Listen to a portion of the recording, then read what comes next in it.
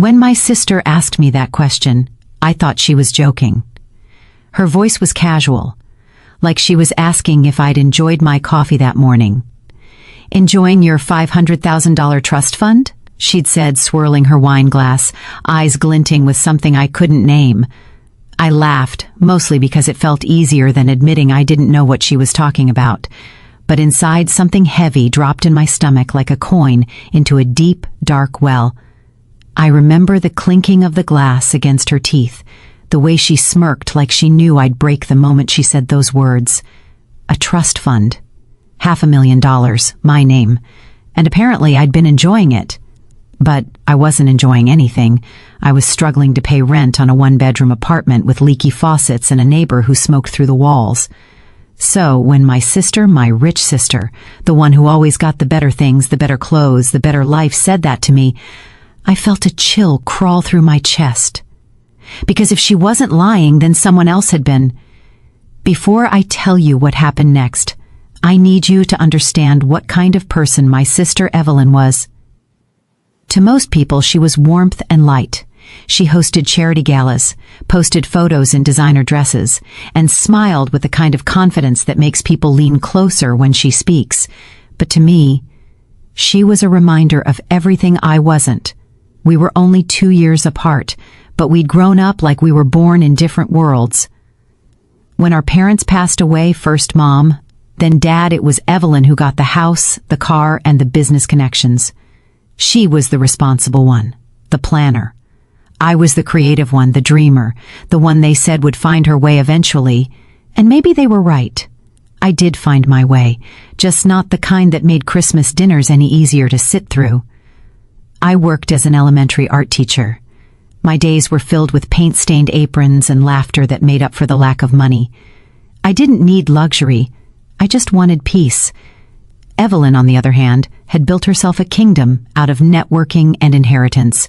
She drove a black Mercedes, lived in a house with white marble floors, and sent her daughter to a private school that cost more per semester than my yearly rent.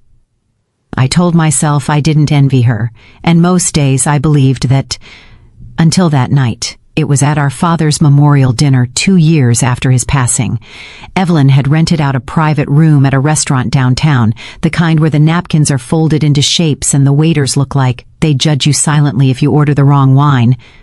I was sitting quietly at the end of the table, next to the dessert cart, listening to the polite hum of conversation, when she dropped the question that started everything. "Enjoying your $500,000 trust fund?" I looked up from my plate. "What?" She smirked. "Oh, come on, don't play dumb, Clara. You don't have to pretend around me. Dad told me he set something aside for you." My fork clattered against the plate. "Evelyn, I don't have any trust fund." The table fell silent for a beat. Even her husband, Mark, stopped checking his phone. Evelyn raised a perfectly sculpted brow. "That's odd." I stared at her. "You're serious?" She leaned back, tilting her head. "Completely. Dad told me after Mom passed that he wanted to make things fair. He knew I had the company shares, so he said he'd arranged a fund for you. $500,000, Clara. You really didn't get it?" The room spun for a moment. I could hear the sound of the air conditioner humming overhead, the faint clink of glasses from the next table. "I didn't get anything," I whispered. Evelyn frowned, almost pityingly. "Then someone messed up the paperwork. Or..." She hesitated, eyes flicking away for just a second. "Someone made sure you wouldn't..." Her words hung there sharp, deliberate. And that's when I knew it wasn't a slip of the tongue. She'd meant to say it. She wanted me to hear it. That night, after everyone left, I sat in my car for nearly an hour before starting the engine. The city lights blurred through my windshield, and I kept hearing her voice in my head. $500,000. Someone made sure you wouldn't. When I finally got home, I sat on the edge of my bed, staring at the stack of unpaid bills on my nightstand. Could it be true? Had my father really left something for me and I never knew? And if he had, where did it go? I told myself it was probably a misunderstanding. Evelyn always had a way of twisting things to get a reaction out of me. Maybe she'd heard wrong. Maybe Dad had thought about setting up a trust but never did. Still, I couldn't sleep. I kept picturing Dad's face, the way he used to look at me when I'd show him one of my paintings. He'd always say, "You've got your mother's heart, Clara. You'll be fine." He wasn't perfect, but he wasn't cruel, and he wasn't careless. If he'd promised something, he would have followed through. By dawn, I made up my mind I was going to find out the truth, even if it meant digging through old wounds and older secrets. The next morning, I went through the boxes of paperwork I'd kept after he died. Old tax documents, insurance forms, letters from the lawyer who handled the estate. Everything looked ordinary. Until I found an envelope tucked inside a folder marked personal. It was yellowed with age, sealed, and addressed to Clara Bennett. My heart skipped. The handwriting was my father's. I stared at it for a long time before I opened it. Inside there was a short note, just a few sentences. "Clara, if you're reading this, I hope it's because you're doing something that makes you happy. I wanted you to have something that lets you live your life without worry. The lawyer knows everything. You'll find the details with him. Love, Dad." That was it. No mention of amounts, no instructions, just those few words. But it was enough, because it confirmed what Evelyn had said. There was something. And somehow, I'd never received it. I sat there, the letter trembling in my hands, wondering how much of my life could have been different if I'd known. If I'd had that money, I could have bought a small art studio, maybe even a house. I wouldn't have spent years choosing between paying bills and fixing my car, but someone had taken that from me, and now I needed to find out who. The next day, I called my father's old lawyer, Mr. Whitmore. I hadn't spoken to him in years, not since the estate was settled. He was polite on the phone, but when I mentioned the trust fund, there was a pause so long that I thought the line had gone dead. Finally, he said, "Clara, that's odd. I assumed you already knew about that." My heart skipped. "So it exists?" "Yes," he said slowly, his voice sounding careful now. "Your father established 2 trusts before he passé done for Evelyn. One for you. His intention was for you to access it once you turned 30. That was, 8 years ago?" "8 years ago?" I repeated, my throat tightening. "Yes. You should have received notification through the executor's office at the time. I wasn't the one handling the disbursement. It was a colleague of mine, Mr. Reynolds. But I can check our records." "Please do," I said quickly. "I never got anything. No call, no letter." There was another pause, then the faint clatter of papers on his desk. Strange, because the file says it was released and signed for, "By you." My breath caught. "By me?" "Yes, your signature's here. Can you send me a copy?" "I shouldn't, technically. Confidentiality, you understand. But considering..." His voice softened. "I'll email it. Just don't tell anyone I did." When the email came through, I opened the PDF with trembling fingers. It was all there, the trust account number, the release documents, the notary stamp, and at the bottom a signature, my name, written in a style that looked almost like mine, but not quite. T. The C in Clara was looped the wrong way. The tail on the Bennett curved too high. It wasn't me. Someone had forged my signature. I stared at it for a long time, my pulse thudding in my ears. Who could have done this? I hadn't exactly been surrounded by people who could access that kind of information. I didn't even know where the trust had been held until now, but there was one person who did. Evelyn. She'd been the one to manage Dad's accounts when he was sick. She'd handled the lawyers, the bills, the funeral. She'd had access to everything. A sick, hollow feeling spread in my stomach. Could she really have taken it? That night, I couldn't eat. I sat by the window with a cup of tea that went cold in my hands, staring out at the city lights and thinking about all the years I'd spent trying to be okay with less. All the times Evelyn had said, "You should have worked harder, Clara," when I'd told her I was behind on rent. All the times she'd smirked when she saw my old car sputter in the driveway. Maybe she hadn't just looked down on me out of habit. Maybe it was guilt, and maybe that smirk wasn't pride, it was shame hiding behind arrogance. Still, I needed proof. I wasn't about to accuse my sister of stealing $500,000 without being sure. The next morning, I drove across town to Whitmore Chewette Associates. The office was in a glass building downtown, the kind that smelled faintly of paper, coffee, and old carpet. Mr. Whitmore looked older than I remembered, thinner, a little stooped, but kind-eyed. He handed me a printout of the records. "Here, this is everything we have on file. According to this, the funds were transferred to a Wellsworth bank account ending in 30,924. Do you know whose name that account is under?" He hesitated. "That's where it gets odd. The beneficiary name matches yours, but the contact address, it's not yours." I scanned the page. My heart dropped when I saw it. It was Evelyn's address, her mansion on Oak Ridge Lane. "Mr. Whitmore," I said slowly, "this is my sister's address." He frowned. "Well, that explains quite a lot, doesn't it?" He sighed, leaning back in his chair. "Clara, I remember your father. He adored both of you, but he trusted Evelyn with the logistics. Maybe too much. He asked her to help coordinate some of the paperwork before his passing. It's possible she handled the filings." "Handled," I repeated bitterly. "You mean she handled the money, too?" He didn't answer. Driving home, I felt like the air had thickened around me. Every red light, every honking horn felt distant, muffled. I thought about all those years, the times I'd borrowed $20 from her, the Christmas she'd given me a second-hand coat and called it practical, the way she'd never once mentioned that she'd been living with my inheritance cushioning, her lifestyle. The rage that built inside me wasn't loud. It was quiet, dense, like heat trapped beneath glass. I parked outside my apartment and sat there for a long time, staring at my reflection in the rearview mirror. Dad's eyes, Mom's nose. And now, a look that didn't belong to either, a look of betrayal. I knew I couldn't just confront Evelyn empty-handed. She'd twist it, gaslight me, make me doubt my own memory. So I decided to collect proof and, if possible, witnesses.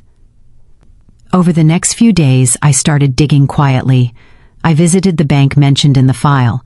At first, they refused to tell me anything. "Privacy reasons," the clerk said, offering me a tight-lipped smile. But when I showed them the document with my name and signature, her smile faltered. "Wait here," she said, disappearing into the back. 10 minutes later, a manager came out, a man in his 40s with rimless glasses and the kind of polite tone that's meant to stop you from asking too many questions. "Miss Bennett," he said, "we can't disclose account details. However, I can confirm that the account you're referencing was closed 5 years ago." "Closed?" "Yes. The remaining Bela. NCE was transferred to another account, also under your name. Unfortunately, I can't confirm that account's holder." I stared at him. "But you're saying it was closed by someone claiming to be me?" He hesitated, then nodded once, slowly. "Can you at least tell me which branch processed it?" He tapped his pen against the desk. "Oak Ridge branch. Oak Ridge. The same neighborhood Evelyn lived in. That was enough for me." That night, I drove to her house. Her lights were on, warm and golden, spilling through the tall windows. I could see silhouettes moving inside, laughter echoing faintly when the door opened and one of her guests left. Evelyn loved entertaining. She'd throw dinner parties just to remind the world how well she was doing. I sat in my car, watching her through the windshield. She looked radiant, her hair pinned up, her diamond bracelet catching the light as she poured herself a drink. And I wondered, how many of those jewels, how many of those trips, those silk dresses were bought with my money? For a moment, I thought about getting out of the car, walking up to the door and confronting her right then. But I didn't, because I wanted her to see what she'd done, not just hear it. I wanted to strip away the lies she'd built, piece by piece, until there was nothing left for her to hide behind. When I got home, I pulled out my father's letter again. I traced his handwriting with my thumb, hearing his voice in my head, calm, steady, loving. He'd wanted me to live without worry. Instead, his gift had become a secret weapon in someone else's hands, and I couldn't let that stand. So I made a promise to myself that night. I was going to get my father's trust fund back, and I was going to make Evelyn face what she'd done in front of everyone she'd fooled. For the next few days, I couldn't think about anything else. Every time I closed my eyes, I saw that forged signature, my name written by someone else's hand, someone who had the audacity to pretend to be me. And each time, the memory of Evelyn's smug smile burned brighter in my mind. I'd spent years accepting that I wasn't as successful, as lucky as my sister. I'd made peace with being the quiet one, the one who didn't have much but had a kind heart. But now, I realized, maybe the reason I had less wasn't fate at all. Maybe it was Evelyn. That weekend, she invited me to her house again. It wasn't unusual, she loved appearances. She'd call me baby sister in front of guests, as though we were close. She'd brag about my teaching job like she was proud, even though her tone always carried a trace of condescension. "Come over for brunch," she said on the phone. "We haven't caught up properly since Dad's memorial." Her voice was light, teasing, but all I could hear underneath was control.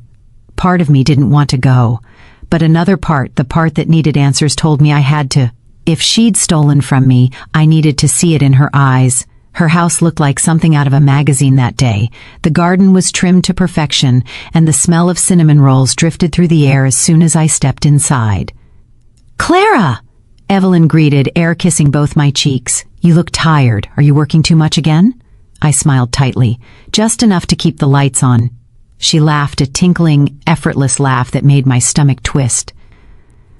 We sat in her sunroom, surrounded by glass walls and white orchids. I couldn't help but notice the new handbag on the chair beside her, a limited edition Hermes, easily worth more than my annual salary. "How's work?" she asked, pouring me coffee. "It's fine." I stirred the cup slowly, keeping my tone neutral. "Busy week. I've been doing some paperwork, actually." "Oh?" She looked up, curious. "Yes, from Dad's estate." For a moment, her hand froze midair. Then she smiled again, too quickly. "That's ancient history, Clara. Why dig through all that again?" I looked at her, really looked at her. Her smile didn't reach her eyes. "I found a L at her," I said softly. "From him.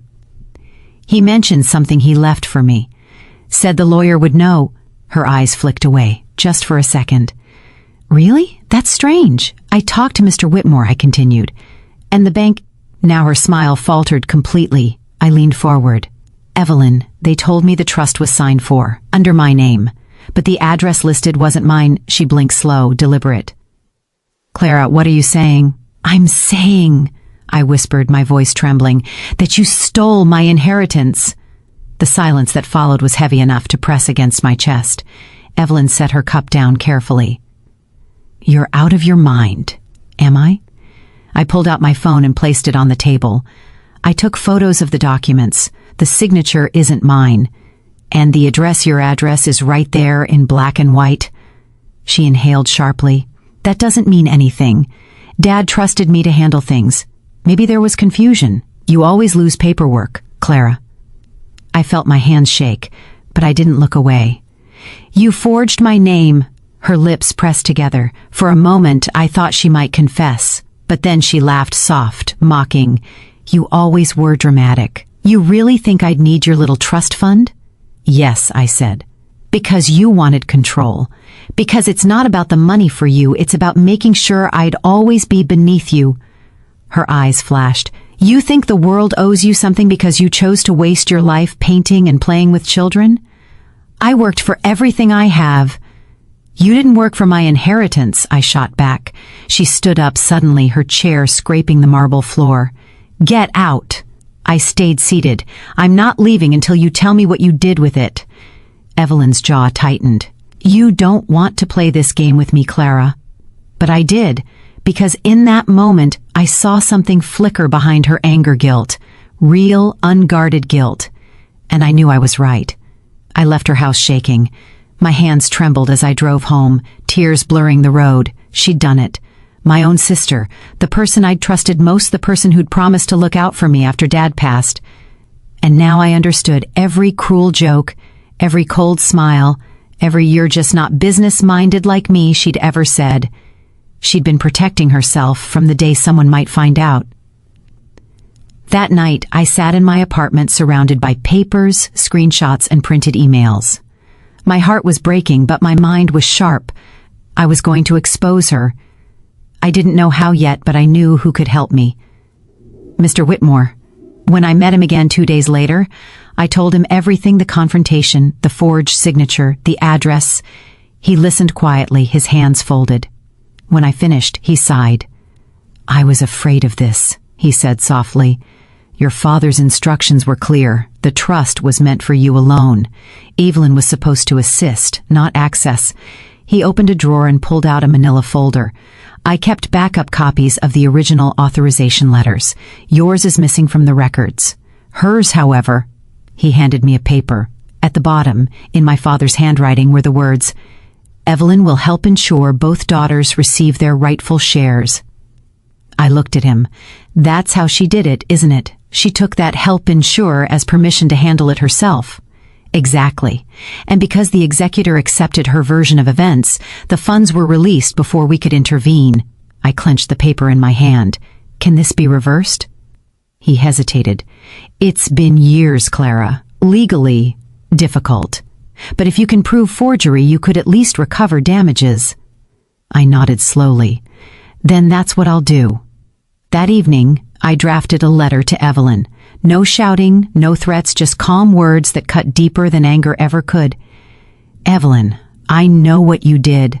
I have the documents, the signatures, and the bank trail. I'm giving you one chance to do the right thing. Return what's mine, or I'll make sure everyone knows. Clara." I didn't send it right away. I wanted to sleep on it, to make sure I wasn't letting emotion lead me. But I couldn't sleep. When I finally did send it, I half expected her to show up at my door the next day, furious. Instead, she sent me a single text. "You're making a mistake." That was all. No denial, no shock, no confusion. And that silence told me everything I needed to know. She was guilty and afraid. For the first time in years, I felt something shift inside me. Not anger, not revenge, power. Because she'd spent years believing she could control me, that I was too soft, too timid to fight back. But she'd forgotten one thing: even quiet people have limits, and I had just reached mine. The next morning, I woke up before sunrise. I remember sitting by my window, the city still wrapped in fog, a cup of black coffee cooling in my hands. For years, I had thought that quiet was peace. Now I knew sometimes quiet was just the sound of someone else getting away with something. And I wasn't going to let her anymore. I spent the next week preparing. I gathered everything: the email from Mr. Whitmore, the trust documents, the copy of the forged signature, and the bank statement showing Evelyn's address. I even visited the notary listed on the file, a gray-haired man named Harold who, after some hesitation, admitted that the woman who'd signed the document didn't look much like the photo ID she presented. "She said she'd had a car accident," he explained, scratching his head. "Had a bandage over half her face. I didn't think much of it." She sounded convincing, a disguise. My sister had actually disguised herself to steal from me. It was almost cinematic, except it wasn't a movie. It was my life. Once I had enough evidence, I made an appointment with a lawyer, a woman named Dana Holt. She was calm, precise, and wore her empathy like armor. After reading through my files, she leaned back and said quietly, "You have a solid case. But I need to warn you, Clara, cases like this aren't just about money. They're about family." "I know," I said, "but she stopped being family the day she forged my name." Dana nodded. "Then we'll proceed. You'll need to be ready for public exposure. She'll try to paint you as ungrateful, unstable, or both. Are you ready for that?" I hesitated for a heartbeat. Then I thought of all the years I'd lived in her shadow, shrinking myself to keep the peace. "Yes," I said, "I'm ready." The first step was to file a formal notice. A letter drafted on crisp legal paper, signed and stamped, sent straight to Evelyn's address. It demanded immediate return of the misappropriated funds and warned of a lawsuit for fraud and identity theft. When she received it, she called me within an hour. "Clara, what the hell do you think you're doing?" Her voice was sharp, but underneath it, I could hear something new: fear. "I'm reclaiming what's mine," I said. "You're going to destroy this family over a misunderstanding?" $500,000 isn't a misunderstanding, Evelyn. You're pathetic, she hissed. Always the victim, always needing someone else to blame for your failures. I took a breath. This isn't about blame, it's about truth. And I'm done keeping your secrets. There was a pause. Then, softly, she said, "You don't know what you're doing. I know exactly what I'm doing." And I hung up. Word spread faster than I expected. By the end of the week, our extended family knew. Cousins started calling. Aunts sent cautious texts asking, "Is it true?" Evelyn, ever the master of image, tried to control the narrative. She told people I was confused, that grief does strange things. She even hinted that I'd been mentally fragile since Dad's passing, a low blow that hit exactly where she knew it would hurt most. For a while, I almost believed her version might win. People loved Evelyn, the successful one, the glamorous one, but then something happened that changed everything. 2 weeks into the legal process, I received a call from a number I didn't recognize. "Ms. Bennett?" a male voice said. "My name is Paul Reynolds. I used to work with Mr. Whitmore. I handled your father's estate after his passing." My heart quickened. "Yes? I heard through Dana that you're reopening the trust matter. I think I have something you should see." He invited me to his office the next morning. When I arrived, he handed me a worn leather folder. "I wasn't supposed to keep this," he said, "but something about it never sat right with me. Your sister delivered all the closing documents herself, said you'd authorized her to manage it because you were overwhelmed by grief. I believed her until I saw the second envelope." He opened the folder and showed me a sealed letter addressed to me dated 2 days after the trust was processed. It had been hidden in the file all these years. I tore it open carefully. Inside was another note in my father's handwriting. "Clara, if you haven't yet received the funds I arranged, speak to Mr. Whitmore directly. Do not rely on Evelyn for this. It's meant for you, no one else. Love always. Dad." I felt tears sting my eyes. The room blurred around me. Even in death, he had tried to protect me. And Evelyn had buried his words along with his memory. Dana submitted the letter as part of the case. It was the final piece, the proof that Evelyn had knowingly interfered with my inheritance. When the legal notice reached her again, this time through the court, she couldn't ignore it. She called me late one night. Her voice was different now, no arrogance, no sharp edges, just exhaustion. "Clara," she whispered, "please, don't do this. You don't understand what I was dealing with after Dad died." "I didn't speak. I was drowning," she said. "The business was collapsing. The taxes, the debt, I didn't know how to handle it all. I used the trust temporarily just to stabilize things. I meant to pay it back." "You meant to?" I repeated, my voice low. "You had 8 years?" "I kept trying," she said desperately. "But then Mark left and the company took another hit. It was never supposed to be like this." "So you stole from me," I said, "because you couldn't control your life." "I saved the family name," she snapped suddenly. "Do you think Dad would have wanted his company to fall apart while you sat painting flowers with school children?" The words hit hard, not because they were cruel, but because they were familiar. That was Evelyn. Always justifying, always twisting pain into pride. "Dad didn't care about the company," I said quietly. "He cared about us, and you betrayed both." She went silent. Finally, she said, "If you go through with this, you'll ruin me." I hesitated for a moment, my heart aching. Despite everything, she was still my sister, the girl who used to braid my hair, who once snuck me candy when Mom wasn't looking. But then I remembered the years of struggle, the rent notices, the shame of asking for help, all while she sat atop my father's stolen gift. "I didn't ruin you, Evelyn," I said softly. "You did that yourself." And I hung up for the last time. The next few months felt like walking through fire, court filings, meetings, depositions. Evelyn's lawyer tried every trick, claiming consent, confusion, even mistaken identity. But the forged documents, the notary's testimony, and my father's letter dismantled every defense she had. Eventually, she stopped showing up in person. When the ruling came, I was sitting alone in my apartment. The phone rang, and Dana's voice came through. "You won, Clara." For a moment I couldn't breathe. She continued, "The court ordered full restitution of the funds plus damages. It'll take time to recover everything, but it's done. You did it." I set the phone down and covered my mouth with both hands. 8 years. 8 years of silence, of struggle, of being made to feel small over, but instead of triumph, all I felt was grief. Because beneath the victory was a deep, aching truth. You can win a case against your sister. You can't win your sister back. The news spread like a slow bruise. At first it was just whispers at the country club, the kind of half-formed sentences that carry more power than full ones. "Did you hear about Evelyn? They say the trust fund, well, it wasn't hers to spend." By the time the rumor reached our old neighbors, it had turned into a headline. Someone at the bank I never knew who leaked a document showing the misuse of the funds. The trust that was meant to be shared between us had been depleted, siphoned over the years into Evelyn's shell businesses, her investments.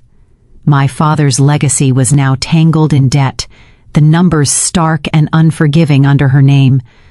I didn't make the calls, I didn't send the documents, but once the truth was visible, it didn't need my help to burn. Evelyn's fall wasn't explosive, it was slow, public, and humiliating in the quietest way possible. She stopped showing up to her charity galas. The magazine that had featured her as one of the city's most influential women quietly removed her profile from their website. Even her husband, who had always played the part of the stoic partner, began to spend more time in their Hamptons house, away from her. And me.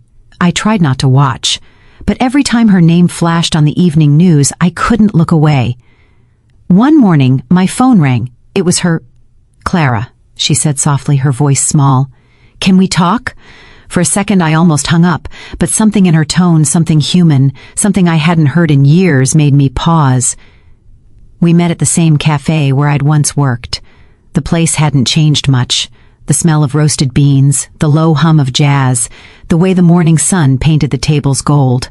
Evelyn sat in the corner, sunglasses covering half her face, her usual poise stripped away. When she removed her glasses, I saw the exhaustion, the fear. "I didn't know," she whispered. "About the trust, I swear I didn't. Dad's lawyer said it was mine to manage, and I—" Her voice broke. "I was stupid. I thought I was doing what he wanted. I believed her. Not because I wanted to, but because the truth didn't matter as much anymore. The damage was done." "Evelyn," I said quietly, "you didn't just spend money. You spent love. You spent trust. You made me feel like a beggar for something that was mine all along." Tears welled up in her eyes, but she nodded. "I know. Tea." The air was cool, the kind of stillness that only comes after a storm. My son came out and sat beside me. "You ever miss Aunt Evelyn?" he asked. I smiled faintly. "Sometimes, but not the way she was, the way she used to be. When we were just two sisters playing in the garden, pretending we were queens." He nodded, thoughtful. "Do you think she misses you?" I looked at the stars. "I think she misses who we were before money got in the way. It's strange how life comes full circle. Once, I thought I was the poor sister, the one left behind. But now, I see it differently. I wasn't poor. I was preserved, protected, in a way, from the greed that consumed her. And though I lost a sister in the process, I found myself. The price of truth is heavy, but peace, that's priceless. Healing doesn't come in a rush. It's more like a slow thaw after winter, quiet, uncertain, but inevitable. In the months following Evelyn's downfall, my life became almost painfully simple. I woke up before dawn, brewed my coffee, and watched the light stretch across my small backyard. I planted flowers, lilies mostly, because they reminded me of my mother's hands, soft and fragrant with soil. I didn't have her money, her influence, or her name in society circles, but I had something she never learned to keep: peace. There was one afternoon, maybe 6 months later, when I received an envelope in the mail. No return address. Inside was a photograph, an old one, creased at the corners. It was us, Evelyn and me, sitting on the porch steps of our childhood home. She had one arm around me, her hair messy from the summer wind. We must have been 8 and 10. On the back, in her handwriting, were 5 words. I'm trying to come home." I sat there for a long time, tracing the edges of that photograph. A part of me wanted to tear it up to say that forgiveness had limits, that some wounds don't need reopening. But another part of me, the part that still remembered her laughter, just placed it in the drawer of my bedside table and whispered, "Maybe someday." I started volunteering at the Scholarship Foundation full-time. The students I met reminded me of myself, kids who'd grown up watching other people live easier lives, wondering why theirs had to be so hard. One girl, Aisha, had a story that stayed with me. Her father had worked 2 jobs to send her to school, but he passed before he could see her graduate. When she received her acceptance letter to college, she cried, not because she was happy, but because she wished he had been there. When she told me that, I smiled and said, "He's there in the way you carry yourself in your grit. That's what love does. It doesn't disappear. It lives on in how we move forward." That was the first time I realized my healing wasn't just about Evelyn or the trust fund. It was about transforming pain into something that could light another person's path. One evening, as autumn began to paint the trees amber and gold, I drove back to our old neighborhood. The house we'd grown up in had been renovated, new paint, new owners, but the bones were still the same.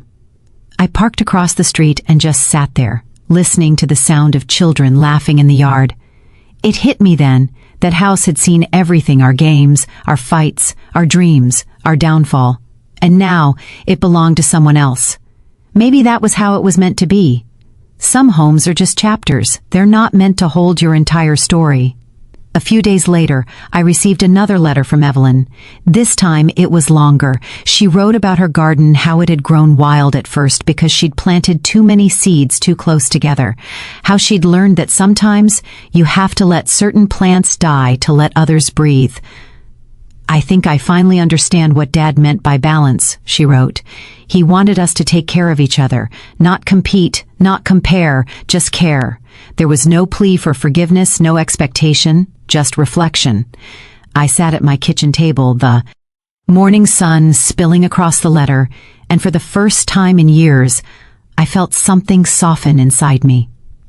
Maybe forgiveness wasn't a single act.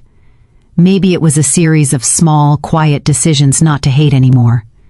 That winter, I drove upstate. I told myself it was for the scenery, the snow on the pines, the silence of the woods, but I think I knew why I was really going. Evelyn's cottage sat at the end of a long gravel road. Smoke curled from the chimney. I hesitated before knocking, but before my hand even touched the door, it opened. She stood there, thinner, older, gentler somehow. The years had etched humility into her face. We didn't hug right away. We just stood there, eyes meeting, all those years of distance sitting heavy between us. Then she whispered, "Clara, that's all it took," we cried. Together this time, not out of anger, not out of regret, but out of release. Inside, her cottage was warm, filled with the smell of bread and cinnamon. On the table was a stack of books, gardening gloves, and a small wooden box. She handed it to me. "I kept this," she said. "I thought it should have been yours." Inside was Dad's old watch, the one he'd worn every day, the one that had gone missing after the funeral. I touched the glass face, cracked, worn, still ticking faintly. It felt like closure. "I think," I said, smiling through tears, "he'd be happy we found our way back." Evelyn nodded, eyes glistening. "I think he'd just be glad we're talking again. We sat for hours that day, talking about everything and nothing, our mistakes, our memories, our mother's laugh, the little things we'd both lost trying to chase the big ones. It didn't fix the past, but it made peace with it. And that, I realized, was enough." Months later, as spring returned, Evelyn visited my foundation. She donated anonymously, refusing to take credit. When I introduced her to Aisha and the other students, she smiled shyly, staying in the background. That's who she had become, someone learning to give quietly, without applause. And me? I stopped being the poor sister long ago. I became the one who learned that wealth isn't measured by what you inherit, but by what you give back after the world tries to take everything from you. When I look back now, I don't see betrayal anymore. I see a story about love and loss, 2 sisters trying, failing, and finally learning how to forgive. Because sometimes the real inheritance isn't money. It's wisdom, and it's the only kind you can't lose to greed. It's been 3 years now since that day on Evelyn's porch. Sometimes I still find myself thinking about her, not the woman with the pearls and headlines, but the little girl with sunburned knees and a laugh that could echo through the whole neighborhood. We talk now, not often, but enough. Birthdays, holidays, sometimes just a quiet phone call when one of us can't sleep. And though there's still a tenderness to our silence, it's no longer heavy with anger. It's soft the way rain feels after a long drought. We don't talk about the money anymore. We talk about life, about the flowers she's growing, about the students I mentor, about how our father's watch finally stopped ticking one morning and how I didn't feel sad. I just smiled, because for once, it wasn't something breaking. It was something ending peacefully. If I've learned anything, it's that family doesn't survive on blood or inheritance. It survives on grace, on the willingness to see each other as human, even when we've fallen. Money reveals people, it doesn't change them. It magnifies what was already there: greed, love, fear, or hope. Evelyn and I just happened to learn that lesson in the most painful way possible. But pain, I've come to believe, is a kind of teacher too. The cruelest, perhaps, but also the most honest. There's a small bench outside my office now with a plaque that reads, "For those who found peace after being forgotten." Every time a student sits there to eat their lunch or read under the sun, I think of Evelyn, of how we both, in our own ways, were forgotten for a time. Forgotten by each other, by our father's intentions, by who we used to be. But in the end, we found our way back. Not through wealth, not through power, through truth. And if there's one thing I'd tell anyone listening to my story, it's this: when someone hurts you, it's easy to hold on to the wound. But forgiveness doesn't mean they win. It means you stop letting the pain control the rest of your life. I don't know if Evelyn and I will ever be what we once were: two girls chasing fireflies in the dusk, believing the world was ours. But I do know this: I no longer wish her pain. I wish her peace. And maybe that's the most we can ever offer someone who's broken our trust, the hope that they too learn from the wreckage. Because in the end, we're all just trying to make sense of the stories we were born into. Sometimes I sit by the lake and imagine my father's voice again, deep, steady, telling us to take care of each other. And in the gentle ripples of that water, I swear I can almost hear him say, "You did okay, girls. You did okay. And maybe that's enough." Would you have forgiven her? Or would you have let her live with her guilt alone? Tell me in the comments below, and if my story touched your heart, don't forget to subscribe for more. Because sometimes sharing our pain is how we